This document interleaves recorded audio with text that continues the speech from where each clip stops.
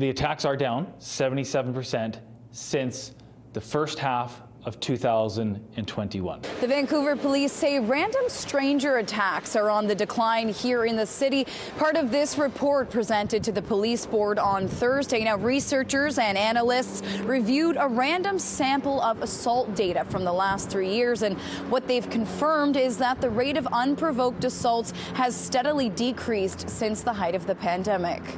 From, on average, 4.5 a day in the first half of 2021 to just over 1 a day in the first half of this year. Brazen attacks caught around the city on camera. The report suggests the decline in these random assaults is linked to a return to pre-pandemic routines, less isolation, and increased in-person services for those with mental health challenges. If you think back to 2021, height of the pandemic, fewer people on the streets, fewer bystanders, fewer witnesses.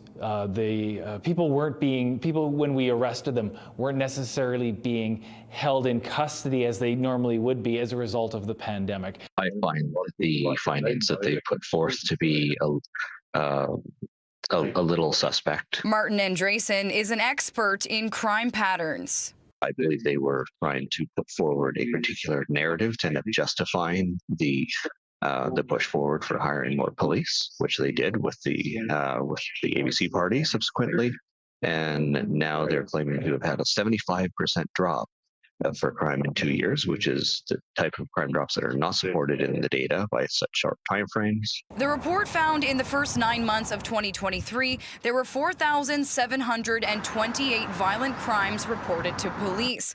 While random stranger attacks have decreased, crime is up in other areas, like sexual assault. Reported sexual offenses were up 12.4% year to date, with 536 incidents reported in 2023, compared to 477 during the same time period in 2022.